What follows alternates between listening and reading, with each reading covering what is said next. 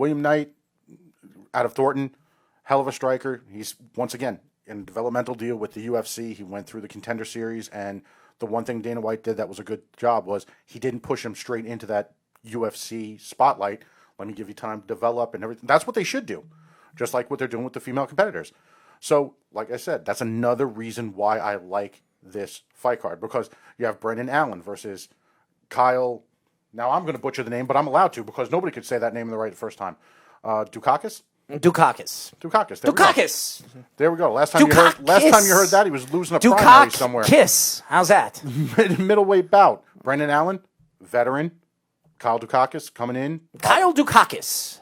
Okay. If anybody likes that, Kyle Dukakis. Kyle now, unfortunately, because somebody wants to act like a 6-year-old. Well, I'm just being honest with you. I mean, what kind of name is that? How many times do you think he was picked on when he was a kid? Well, considering his grandfather probably lost against George Bush Sr., maybe, I don't know. Well, he's 9-0, so he hasn't lost yet. So must be a pretty good fighter. But see, that's just it. You have these 14-3 versus 9-0. That's a nice little, who's going to come out of there nice. It's nice developmentally bringing these guys in. It's not this stepping stone crap. It's nice. I like it. I like this fight card. I don't like this fight card. If you watch the fight card, I'm telling you, you'll end up liking it. I'm always watching the fight card because I know we're going to be talking about it 2 weeks from now. I know you're going to like this. Just like the heavyweight card. I doubt it. Gian Vellante, right here, Long Island guy, out of Ceres. Yeah. Or I'm sorry, Law. Against Maurice Green. Maurice Green, who was on the Ultimate Fighter TV show, but before that he had a background in kickboxing at Glory, and he was a pretty damn good kickboxer. Maurice Green is a good fighter. He is a good fighter. Tough guy. The problem with Maurice Green, he always... when he gets reckless and he drops his hands. He drops his hands and he gets caught. And that's what's... A lot of these fighters do that. Dustin Poirier, he's done that before. The problem is these guys get a little too cocky in the octagon, and what happens is they get caught. And I think a lot of these fights are going to end pretty damn quick. The Mike Perry fight's going to end pretty quick because both of these guys like to throw. And the whole thing with Mickey Gall is Mickey Gall's big, his big highlight reel was when he called out CM Punk. Oh God, he tapped him out. I remember that. Mickey Gall out of Plainfield, New Jersey, not that far away from here.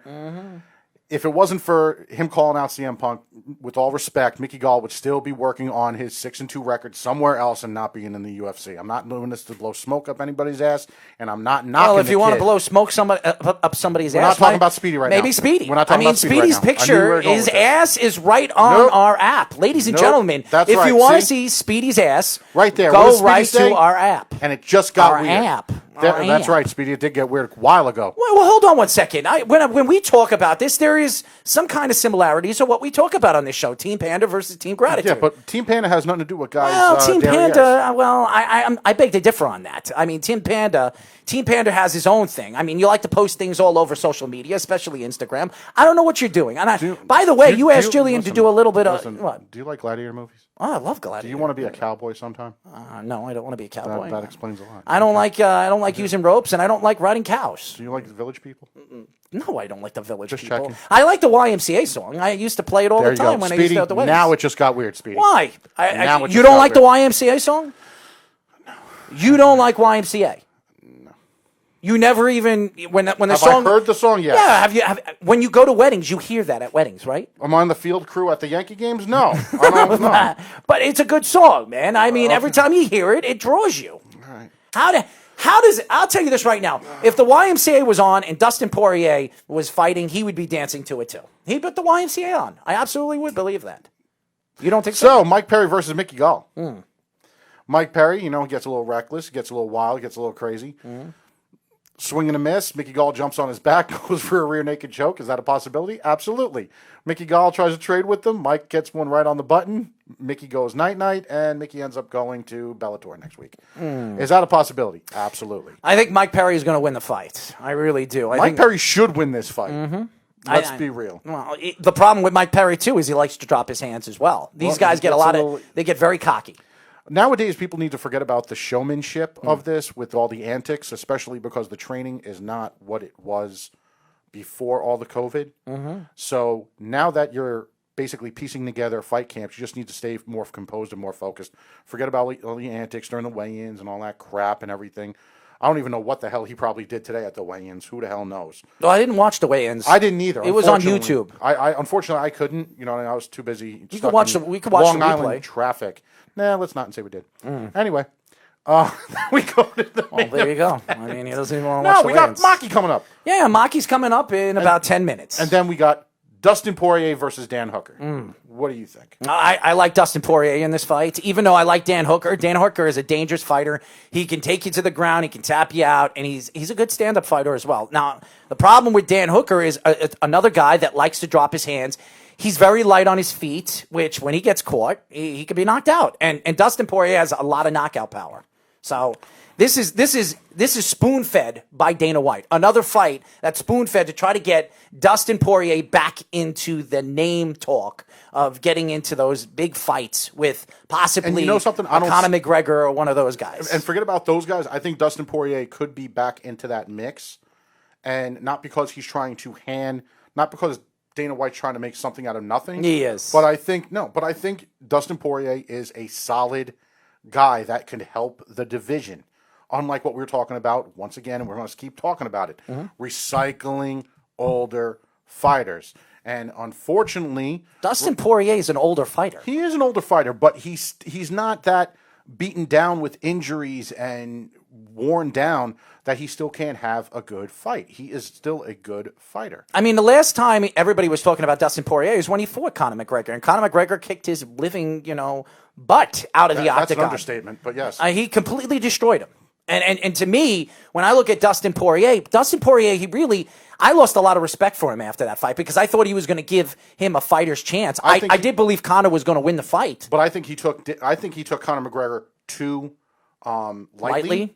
Because if you remember, up until the Dustin Poirier fight, really, who was McGregor fighting that was that established? Really nobody. After him, then it was going into the whole Dennis Seaver and all those other guys, and that's how it started going up the ranks.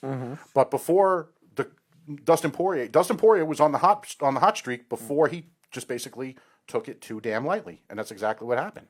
Well, again, when I look at the UFC right now and I look at some of the fighters that they have, and like you said, it's a lot of these old fighters are being brought back, and we haven't talked about Dustin Poirier in like over a year and a half. I mean, Dustin Poirier has been lost in the shuffle. And with everything coming up with the whole Jon Jones saga right now, Jon Jones has already come out and said, and it's an understatement what Jon Jones is saying. He says he's going to do a holdout. He is holding out. He is not fighting unless he gets that pay raise. And Good. he wants the pay raise. And that's the problem right now with the UFC. And to me, you could drag it in or drag on whatever you want to talk about with mixed martial arts and where the UFC is going. The problem is your best fighter does not want to fight. Conor McGregor retired. Now, do I believe Conor will come back? Yes. Everybody believes Conor's coming back. But again, you have your two best fighters right now in mixed martial arts, the UFC, the biggest selling point for the UFC.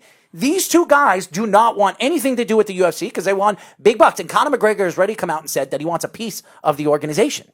And they're not going to do that. They're just not. Not yet.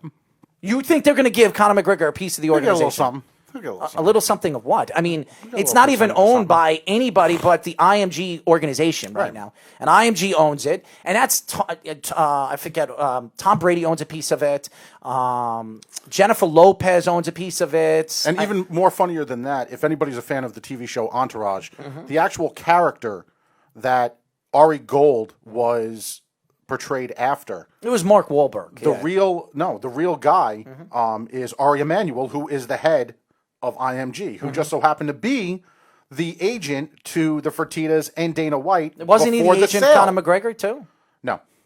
Oh, no, so he wasn't. Who's Conor McGregor's agent? His father? His father, mother, sister, the McGregor clan, the plumber he used to work for. If you think any money's coming out of there, even 10%, you're out of your damn mind. Well, it again, ain't happening. It's an unbelievable D. Devlin, story. his girlfriend, is probably his agent. Let me tell you something. She's loving it. She's loving it right now. Why wouldn't she? She's a multimillionaire. She's with one of the biggest But here's the thing. superstars in all of professional As you sports. were talking about the holdout in regards to Jon Jones, go ahead, hold out. Go ahead and try to be spiteful. Unfortunately, when it Do you comes blame him?